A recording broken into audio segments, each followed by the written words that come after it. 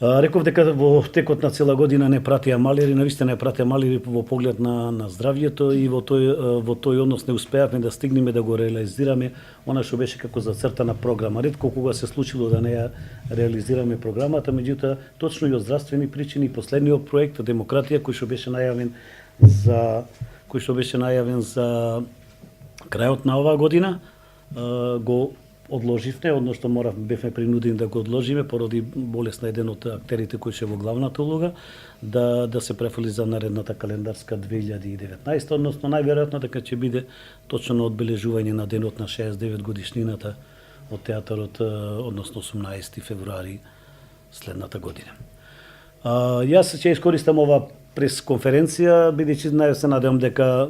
ќе немаме можност друга, освен нели како Центар за култура, директорот ќе си повика нели пресконференција за да истакне да ја заокружи годината нели со информации за работата на центарот во чиј состав работи и театарот во Војдан Чернодрински. Да ви кажам дека ова е трета премиера во календарскава година. Ќе ве потсетам, претходно поставивме Пиреј од Петар Андревски во режија на Љупче Ѓорѓевски, потоа имавме премиера на Казимир и Каролина од еден фон Хорвата во режија на Нела Витошевиќ и еве сега сме пред премиера, односно во сабота и во недела, едно изненадување за еден подарок од актерите на Прилепскиот театар за најмладите гледачи, добро познатата пиеса за деца Пинокио, која ние во нашиот театар ја поставуваме втор пат, далечната негде 93-та или 4-та. Ја постави тогаш Александар Товстоногов и во насловната улога играше тогаш Билјана Беличене се играше Пинокио, овој пат во режија на Дарко Ковачевски, насловниот лик, односно на Пинокиот, го толкува нашата актерка Јасмина Мицовска-Станковска. Во останатите улоги нема да кажам, тука ги знаете, велам дека имавме успеси, без разлика што на домашен план малку потврливне во број на представи и на премиери, исто така овој малер кој што не пратеше во текот на годината се одрази, морам да ви кажам, и во бројот на представи. За прв пат после долги години театарот ќе биде под 100 представи, никогаш не сте станале под 100, меѓутоа верувате дека нашата работа е жива материја и зависиме од актерот и навистина се случи тука нели на болестите на мислам операцијата на Марија Спирковска, Илиевски, потоа ни се случи со Даниела Ивановска, ни се случи со Димитар Ѓорѓиовски и многу други, значи такви пехови во годинава, да се надеваме дека тоа ќе остане за нас, дека наредната година нема да ги имаме. Меѓутоа, што се однесува до успехот на театарот, оваа година можеме апсолутно да ја квалификуваме како исто така од ретко успешните или успешна година, не од ретко успешна година, затоа што на фестивалот Војдан Чернодрински победивме, како што знаете, со представата Клетници, освоивме 4 награди. Неодамна пред 10 дена се вративме од Никшич, каде на меѓународниот фестивал актерот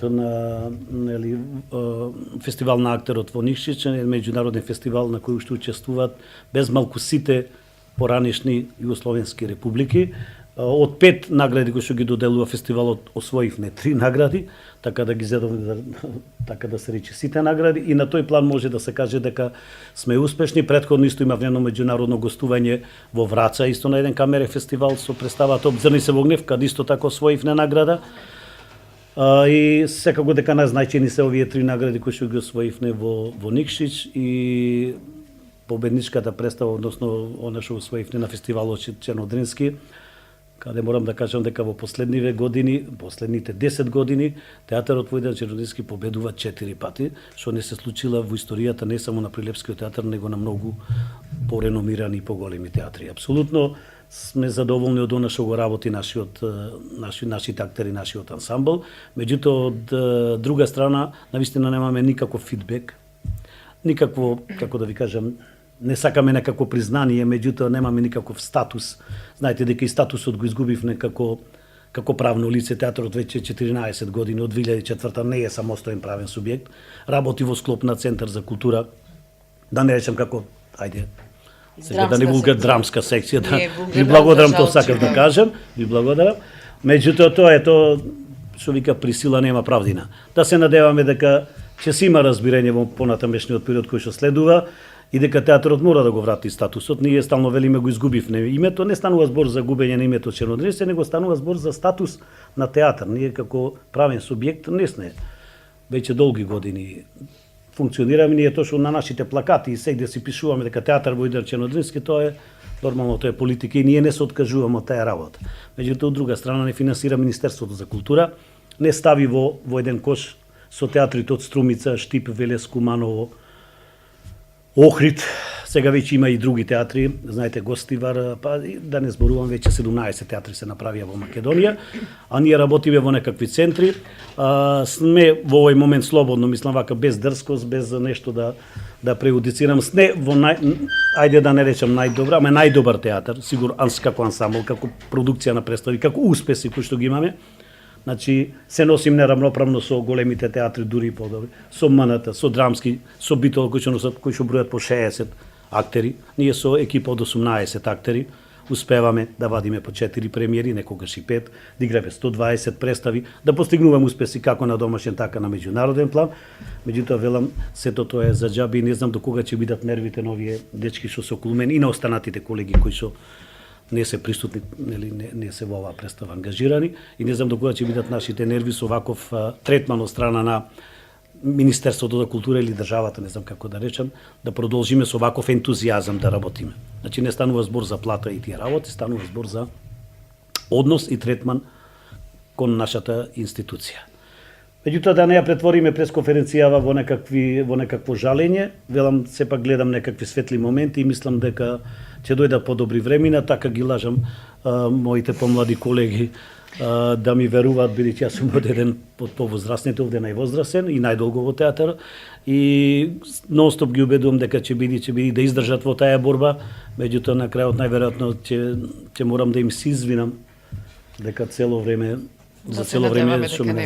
да се надеваме дека нема да дојди до тоа извинување, дека ќе тргнат работите на подобро. Еве, на повидок ни дадоа малку волја и тоа да го кажа емотивно, малку зборувам, верувајте, нашата професија и таква, глумците секогаш емотивно, ама јас како раководител не мора да бидам емотивен. Ни дадоа малку грам искра надеж со изградба на театар.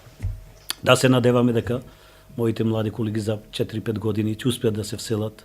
во тој театар и да добијат барем достојни и пристојни услови за работа, затоа што условите ги знаеме веќе во театарот од неговото формирање од 50-та па до ден денес никогаш не биле добри.